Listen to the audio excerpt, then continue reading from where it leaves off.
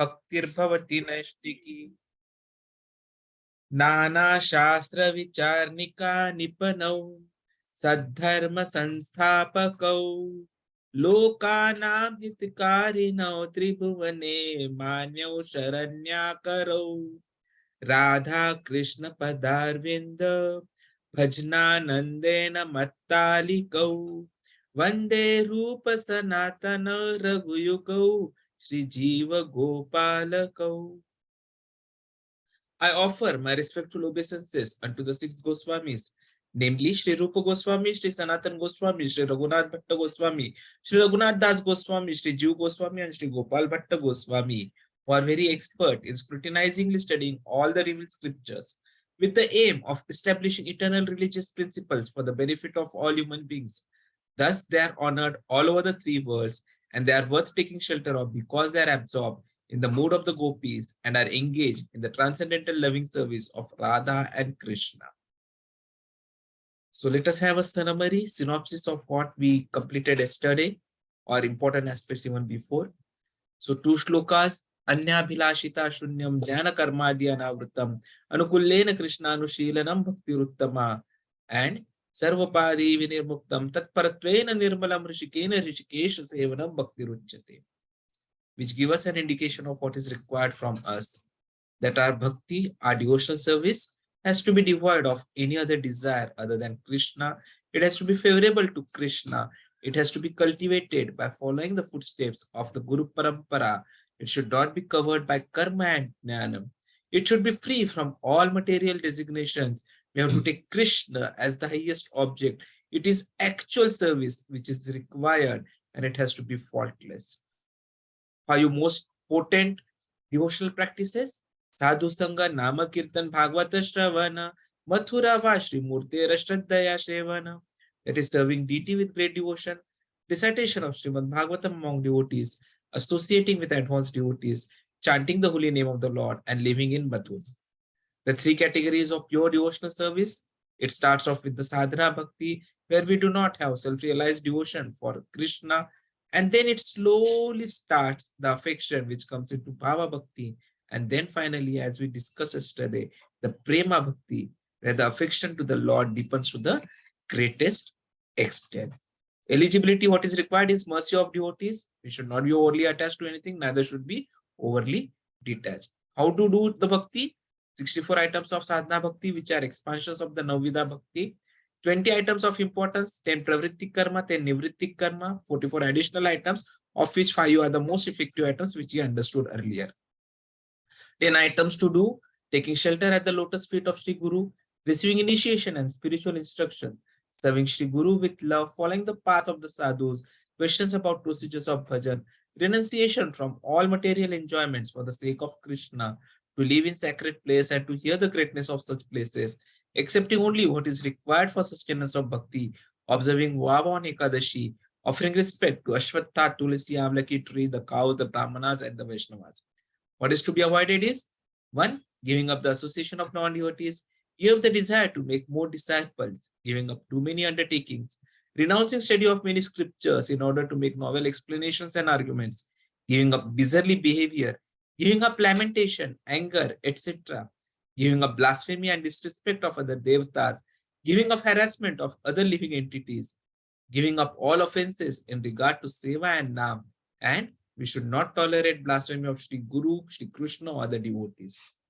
The 3 practices of spontaneous devotion: remembrance through internal and external service, and performing activities of sadhana. The symptoms of bhava bhakti: a soft heart characterizes bhava bhakti, and therefore the devotee who has come into this level shows emotions like crying, shivering. However, they could be concealed or imitated, and so Srila Rupa Goswami Ji has given us 9 items which cannot be imitated or concealed. They are avyartha kalatvam, that is utilization of time, constant engagement 24 hours a day, just like the lady who kept on dancing throughout the night. Kshanti, perseverance. Virakti, complete detachment. Manashunyata, that is pridelessness. Asha bandha, hope against hope. Samutkantha, intense eagerness to achieve pure loving service. namagane sada ruchi, attraction to chanting Hare Krishna, and asaktis tadgunakhyayane, that is addiction to glorifying Krishna's qualities, priti tadvastistale, attraction to living in Dhama. Then we understood about ecstasy. So there are, if it is coming in neophytes or some non-devotees, then it is something called as rati, because ideally it should not exhibit in those persons who are attached to sense gratification or liberation. But if they still come, then it is called as rati abhas, or a semblance of ecstatic love, which are of two kinds, namely pratibimba, which is a reflection of ecstasy, and chaya, a shadow of ecstasy. So we understood the difference between pratibimba and chaya as well very clearly yesterday. So if we are able to perceive an object more clearly by a mirror than by its shadow on the ground, which is a fact. So similarly, reflective semblance, that is pratibimba, resembles bhava more intensely, like an image reflected in a mirror, as compared to the chaya rati abhas, because it is less vivid, more like a shadow on the ground, with only vague semblance to the original object. But still, Prabhupada says that chaya rati abhas is para, that is transcendental. Because though it is less intense, it is better because there is less ulterior motive as compared to the pratibimba rati abhasam. So how do we move from this, what I'll say, symptoms to actual truth? How do we go into the genuine nature from imitation? So here Prabhupada has clearly mentioned that even a semblance can begin one's test and attraction for genuine Krishna consciousness. So what we have to do is we have to serve the devotees and accept their mercy. So as soon as we serve devotees and accept their mercy, then our rati abhas transforms into genuine bhava.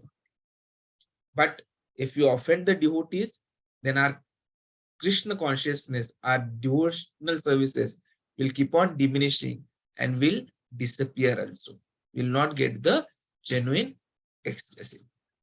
So since this is an important aspect, we are revising it in detail here again, because just like we saw that for the attachment, the devotional service to improve or to begin, what is required is mercy of devotee.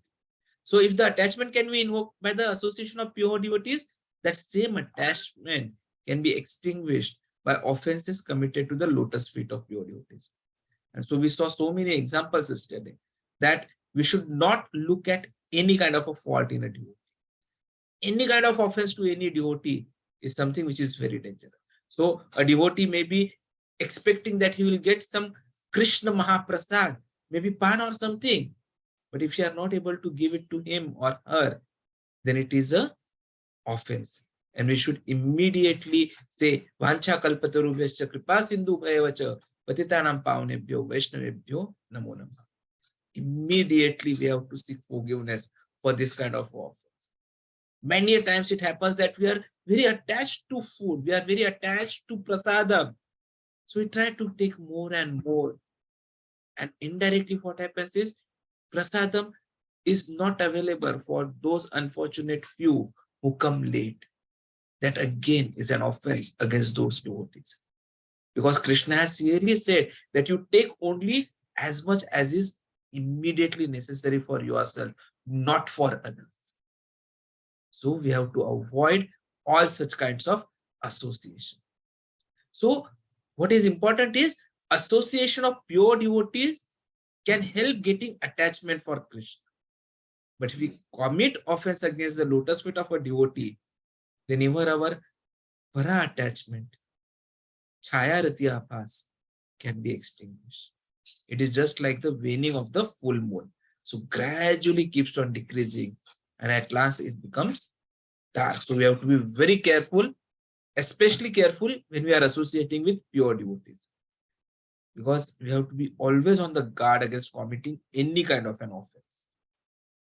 Transcendental attachment can be nullified by different degrees of offenses. If the offense is very serious, then it becomes nil. And if it is not serious, then it can become second class or third. The worst of the offenses is impersonalism. And that is what Srila Prabhupada said, one should avoid three things: impersonalist, avoid offenses, and serve pure devotees. So if we do three things, then our imitation can become complete pure service. Then we learnt about the faults in the devotees. Now what happens is bhava bhakti, when it is coming out, it is destroying all kinds of sinful reactions, all traces of reactions. But at times they could be there and momentarily they may manifest. But then we should disregard, because that devotee will soon become completely perfect by the force of his devotional service. It's just like the moon, which we saw yesterday. Even the moon has pockmarks, but still what do we say? Chand ka tukda. And still we keep on praying, oh, so soothing light we have. And we keep on saying moon is beautiful. Similarly, a devotee may have small defects, but we should recognize the overwhelming glory of his service to Krishna, to Parampara, and to Krishna's mission, and not focus on his imperfections.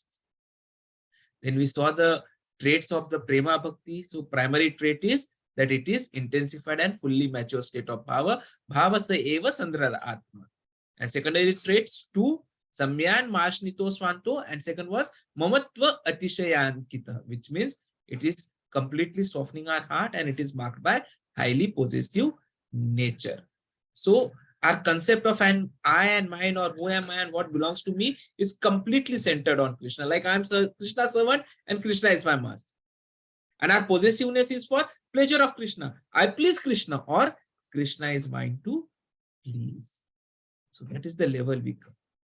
And so Srila Prabhupada explains that the word love is actually only in relationship with Krishna. What we understand in material world is not love, it is only lust. So we have to be careful. Then we understood the avenues for the prema, that is two ways to achieve it. So one is by the evolution of bhava. So it could be by vaidhi sadhana, or it could be through the Rāgānuga-bhakti. And the second method was by the Lord's extraordinary mercy. So here Bhakti Rasamrit Sindhu gives the example of the gopis of Vrindavan. But then mercy is rare as well as not rare. It is rare because Lord's mercy alone cannot help. But without Lord's mercy, we cannot achieve prema. So our sadhana has to be so strong that will attract Lord's mercy, and we'll have bhava as well as prema. So Lord's mercy is essential for all, even for those who are saying that they attain prema by their own efforts. No. Even for them, Lord's mercy is very, very important. Then we saw the 9 stages of evolution of bhakti or prema bhakti. So first was Shraddha. So first comes faith, some respect for and attraction to Krishna consciousness. After Shraddha comes Sadhu Sangha. So due to Shraddha, we are open to associate with devotees. We keep on hearing from them about Krishna consciousness, and our Shraddha increases. Then Bhajana Kriya. We take shelter of a particular sadhu and under his guidance begin to engage in Sadhana Bhakti. Then comes Anartha Nivritti, because by engaging devotional service, the unnecessary material impediments begin to dissolve. Then it gives rise to Nishtha, because once they are gone, we become steadily fixed in constant attentive sadhana. Then our test, or the genuine relish for blissful activities, increases, that is Ruchi. And then we come into Asakti, because this taste turns into a emotional addiction. And we completely, fervently desire to please Krishna by achieving perfect love of Godhead. Asakti then gives rise to bhava, because if our sadhana executed with fervently sincere desire to please Krishna, then our heart becomes fit for receiving Lord's full mercy, which descends into her heart and begins to arouse the dormant seed of prema bhakti. And that is the last stage where the pure love is awakened and we achieve direct loving service in one's eternal self-realized position. So this was completely explained in this particular shloka, which we missed to take yesterday. Adau shraddha tatah sadhu sango atha bhajana kriya tato anartha nivritti syat tato nishta ruchis tatah athakshis tato bhavas tatah prema abhyudhanchati sadakanam ayam premnah vadurbhave bhavet kramaha. This comes in Chaitanya Charitamrita, Madhya Leela 23.14 and 15. In the beginning, there must be faith Then one becomes interested in associating with pure devotees. Thereafter, one is initiated by the spiritual master and executes the regulative principles under his orders. Thus, one is freed from all unwanted habits and becomes firmly fixed in devotional service. Thereafter, one develops taste and attachment. This is the way of sadhana bhakti, the execution of devotional service according to the regulative principles. Gradually, emotions intensify, and finally, there is an awakening of love. This is the gradual development of love of Godhead for the devotee interested in Krishna consciousness. So, what we understand is the beginning of ecstatic love of Godhead is basically faith. So, there are many associations of pure devotees. And if with just little faith we begin to associate with such societies, such associations, then our advancement to pure devotional service is very rapid. The reason being, the influence of pure devotee is such that even if we associate with little faith, we get the chance to hearing about the Lord from authoritative scriptures like Bhagavad Gita and Srimad Bhagavatam. So by the mercy of Lord, who is there with every one of us as Paramatma, one gradually develops his faith in these scriptures. And this is the first stage of association with pure devotees. In second stage, what happens is, after we become little advanced and mature, we automatically offer to follow the principles of devotional service under the guidance of pure devotee and accept him as spiritual master. Thereafter, automatically, because of guidance of spiritual master, we execute regulative devotional service, vaidhī-bhakti. And as a result of such activities, we become free from all unwanted occupations. And the moment there is no such material impediment, our faith becomes fixed. We develop transcendental taste for devotional service, then attachment, then ecstasies, and then pure love. So these are the different stages of pure love. But then there's also mysterious nature of prema. Because a person with prema sometimes may appear happy and sometimes unhappy. Externally, huh? But internally, is always relishing the topmost bliss. So it is difficult for us, because we have ordinary standards in terms of happiness and distress, to appreciate the treasure of prema. In Narad Pancharatra, Lord Shiva therefore tells Parvati Mata, my dear Supreme Goddess, you may know from me that any person who has developed the ecstasy of love for the Supreme Personality of Godhead and who is always merged in transcendental bliss on account of this love cannot even perceive the material distress or happiness coming from the body or mind. So this was the summarization of what we did till yesterday. Om Ajnanatimirandasya Jnananjala Shalakaya Chakshurunmilitam Yena Tasmai Shri Gurave Namah. Shri Chaitanya Manobhishtam Sthapitam Yena Bhutale Swayam Rupa Kadamayyam Dadati Swapadantikam Vandeham Shri Guru Shri Yuta Padakamlam Shri Gurun Vaishnavamsham Shri Rupam Sagrajatam Sahagana Raghunathanvitam Tam Sajivam Sadvaitam Savadutam Parijana Saitam Krishna Chaitanya Devam Shri Radha Krishna Padan Sahagana Lalita Shri Vishakhanvitamsham Namo Om Vishnu Padaya Krishna Pristhaya Bhutale Srimate Bhaktivedanta Swami Niti Namine Namaste Saraswati Deve Gauravani Pracharine Nirvishesha Shunyavadi Pashatya Deshatarine Jai Shri Krishna Chaitanya Prabhu Nityananda Shri Advaita Gadadhara Shri Vasadi Gaura Bhakta Vrinda Hare Krishna Krishna Krishna Hare Hare Hare Rama Rama Rama Hare Hare Hare Krishna Krishna Krishna Hare Hare Hare Rama Rama Rama Hare Hare Hare Krishna Krishna Krishna Hare Hare Hare Rama Rama Rama Hare Hare. So what we are going to be doing today is, we'll go through the important shlokas of Bhakti Rasamrit Sindhu, which will give us a complete idea of just whatever we have covered till now. So it is very important, if possible, to keep on reciting these shlokas always. And why this is also important is because next week is going to be an exam for all of you. So it will be an online exam, which all of you have to give. And you also have to give a 3-minute or 5 minutes presentation or discussion on any of the topics that you feel are most important and which you thought has been important for you, a new learning for you. So you have to select those topics yourself and send it to me on WhatsApp. So let us start our discussion today of the important shlokas. So first shloka definitely is about the definition, which we have already started off, if you remember. Anyabhilashita shunyam jnana karmadi anavritam anukullena krishnanushilanam bhakti ruchyate.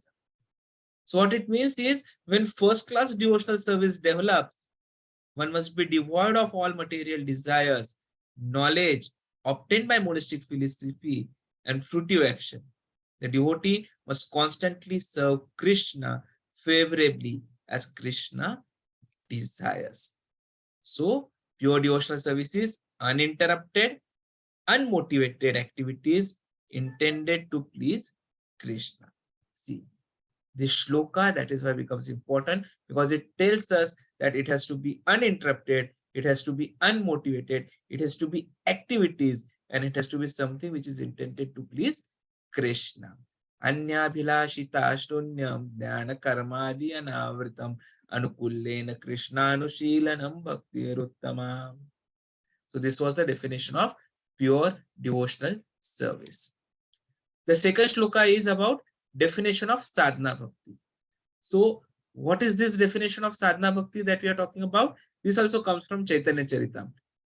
Kriti sadhya bhavet sadhya bhavasa sadhana abhita nitya siddhasya bhavasya prakatyam vriddhi sadhyata. So the translation means, when transcendental devotional service by which love for Krishna is attained is executed by the senses, it is called sadhana bhakti, or the regulative discharge of devotional service. Such devotion eternally exists within the heart of every living entity. The awakening of this eternal devotion is the potentiality of devotional service in practice. Prakatyam vriddhi sadhyata. So, sadhana bhakti is a practice executed with the senses, which brings on the manifestation of bhava bhakti, ecstatic love. So this shloka has clearly mentioned that the bhava bhakti is already there in our heart. It's only the awakening, which is the potentiality of devotional service in practice. And for that, we have to do is execute by the senses, or regulative discharge of devotional service. Kriti sadhya, sadhya bhava. So these were the important words in this particular shloka. Then coming to the definition of Vaidhi Sadhana Bhakti, it comes in Bhakti Rasamrit Sindhu 1.2.6. So what is the definition? Tatra vaidhihi yatra rāgāna aptavat pravrittihi upajayate shāshaneva shastrasya sa vaidhī-bhakti ruchyate. Now here is the definition of vaidhī-bhakti, where the actions of bhakti arise not from the attainment of raga, but by the teachings of scriptures. It is called as vaidhī-bhakti. So what is happening is, we are going into more details of Vaidhi knowledge, or the scriptural knowledge. And when it is developing because of that, then it is Vaidhi-bhakti.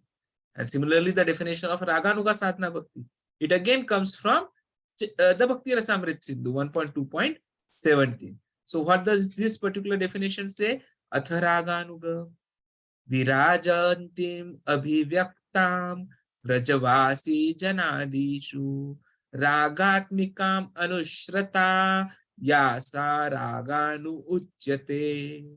So Raganuga-bhakti is defined as that bhakti which follows after the spontaneous rāgātmika-bhakti found distinctly in the inhabitants of Vraja.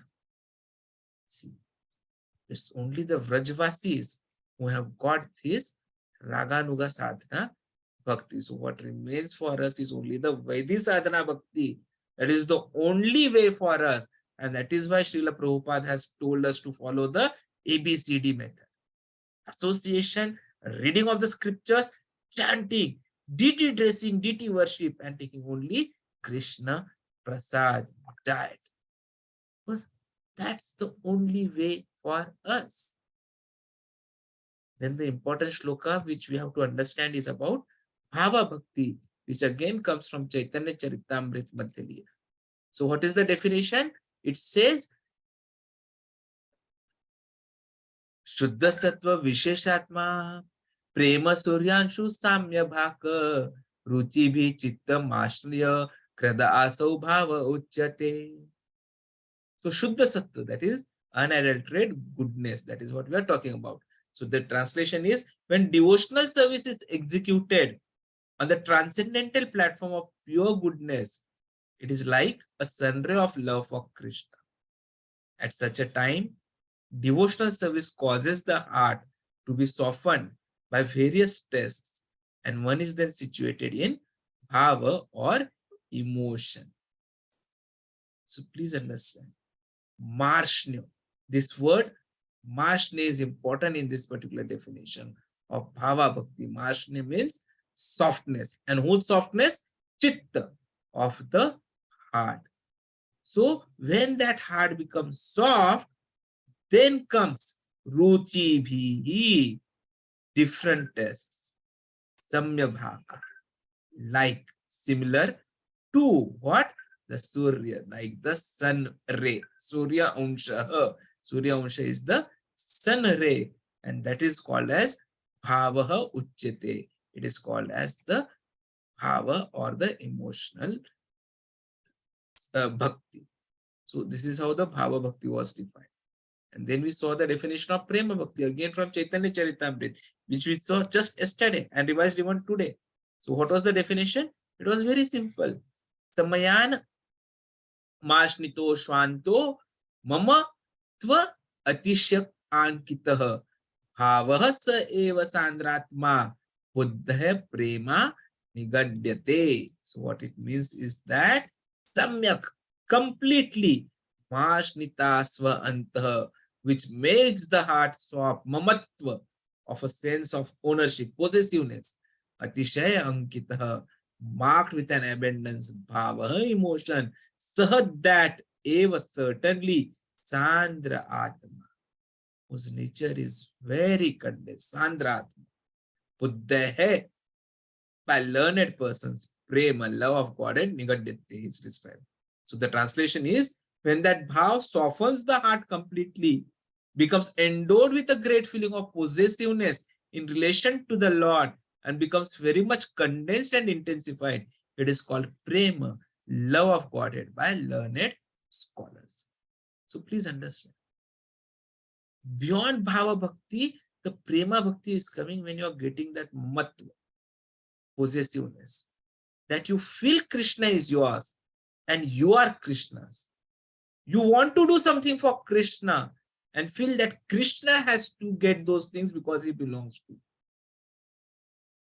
Then only it is called as prema bhakti. So all the buddhijivi, all the learned persons have described this way, nigadayate, that it has to be condensed and intensified. And this condensing, this intensification, this feeling of possessiveness to the Lord will come only after the heart has been softened completely. That is bhava. And so you don't get prema bhakti directly. You go through these stages. And each one of you and me are definitely going to go through these stages. It's just a matter of time. You have to have full faith in instructions of Srila Prabhupada, in instructions of Guru Parampara, and follow them, execute them. We saw them last week itself, that sadhana is the execution and bhava is the result of that execution. So it has to start with sadhana, maintain sadhana charts if possible. If you're not having a copy, just let me know. I have a soft copy created in Google Drive, Google Form basically, wherein we used to keep on updating. We are actually doing it even now. Updating whatever activities we do, whatever sadhana we do. And so it gives us an introduction to the mistakes which are happening indirectly and helps us to overcome. Then the next definition important is about how Krishna is the reservoir of all kinds of rasa, which again comes from Chaitanya Charitamrita, Madhya Leela. So the definition is something like this. It says, Akhila Rasamrita Murtihi, Prashrama Ruchi Ruddha Taraka Palihi, Kalita Shamo Lalito Radha Preyan Vidur Vajayati. The translation is, let Krishna, the Supreme Personality of Godhead, be glorified.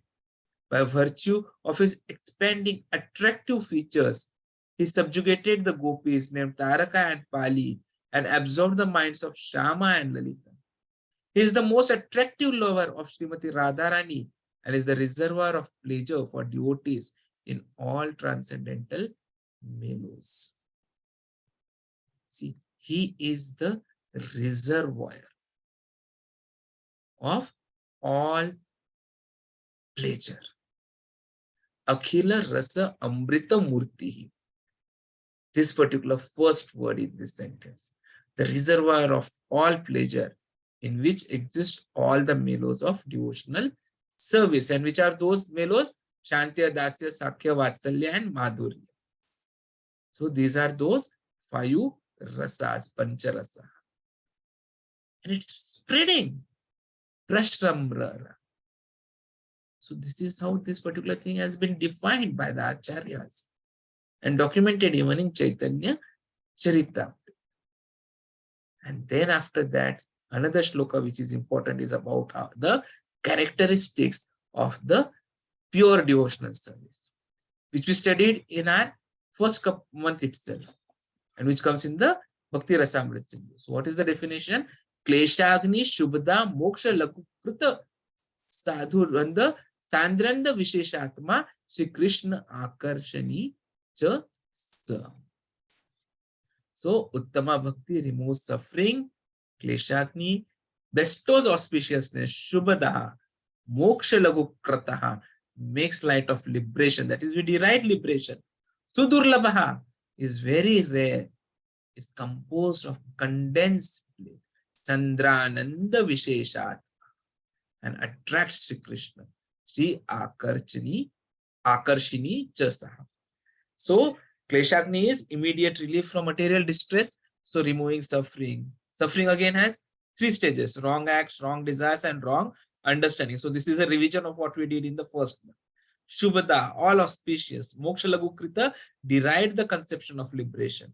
Sudurlabha, it is very rarely achieved because for that you require Krishna's mercy. So Krishna does not give it to anyone easily. So how do we achieve it? We go through the Guru Parampara, we pray to Radha, and once Radharani recommends, then Krishna cannot be stopping himself from giving something which Radharani has recommended. Sandrananda Visheshatma, it is composed of condensed bliss, and Shri Krishna Akarshini only means to attract Krishna, because Bhakti is Radharani and Krishna is attracted to Radharani. So the pure devotional service is something which will be attracting Krishna completely.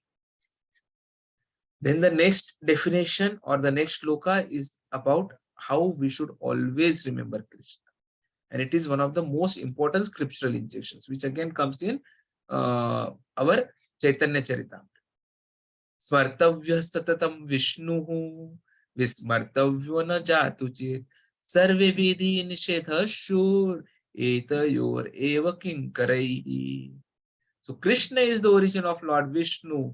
He should always be remembered and never forgotten at any time. All the rules and prohibitions mentioned in the Shastras should be the servants of these 2 principles. So always remember Krishna and never forget him. And all the rules and prohibitions are servants of these 2 principles. This is something which is very important.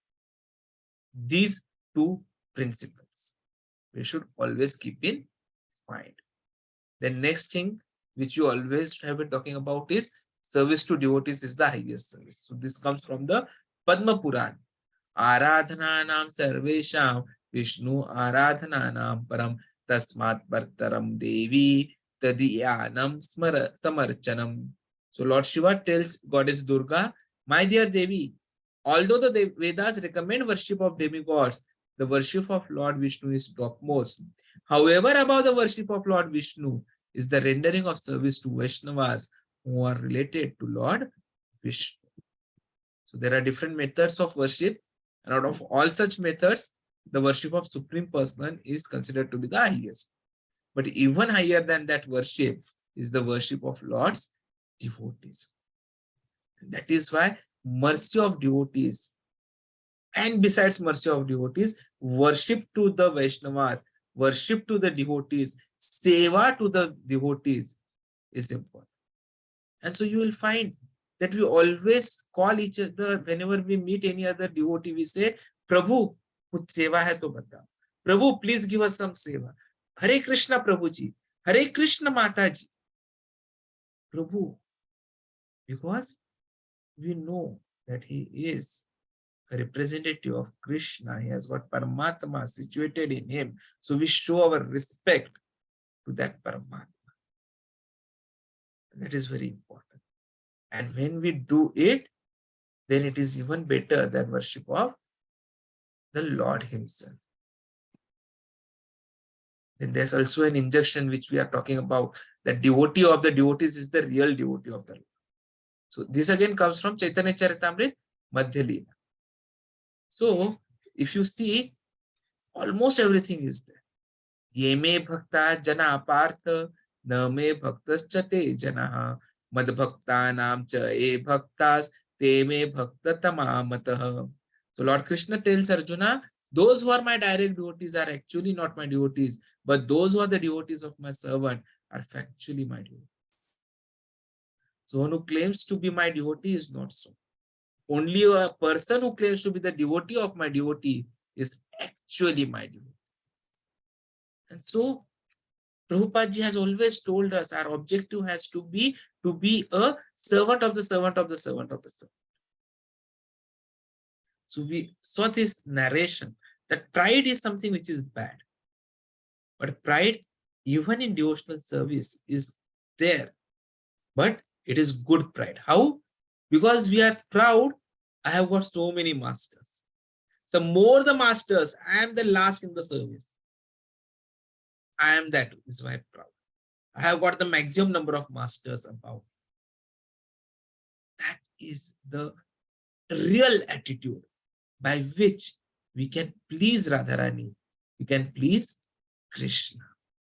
Then we saw about deity worship, how seeing the deity or seeing the Lord's form can help in improving our devotional service. So this is that shloka which comes in Chaitanya Charitamrita as well as Bhakti Rasamrita Sindhu. Smeram bhangi traya parichitam shaji vishtirna drushtim vanshiniastadhara kishalayam ujvalam chandrakena govindakhyam haritanum ita keshi tirthopakante ma prekshistastava yadi sakhe bandhu sange esti ranga. My dear friend, if you are indeed attached to your worldly friends, do not look at the smiling face of Lord Govinda as he stands on the bank of the Yamuna at Kesighat, casting sidelong glances. He places his flute to his lips, which seem like newly blossomed twigs. His transcendental body, bending in three places, appears very bright in the moonlight. And then this, how the Sadhana Bhakti or Prema Bhakti evolves the 9 stages, which we saw a little while ago. So it has to be, in the beginning, there must be faith. Then we become interested in associating with pure devotees. Thereafter, one is initiated by spiritual master and executes regulative principles under his orders. Thus, one is freed from all unwanted habits and becomes firmly fixed in devotional service. Thereafter, one develops taste and attachment. This is the way of Sadhana Bhakti, the execution of devotional service according to the regulative principles. gradually emotions intensify, and finally there is an awakening of love. This is the gradual development of love of Godhead for the devotee interested in Krishna consciousness. Hare Krishna. So this is what was very important. All the important shlokas of Bhakti Rasamrita Sindhu I have tried to summarize in one go. So hopefully that will be helpful to all of you. So thank you very much for coming here regularly, and we'll continue our discussions further. We move to the next part next week on.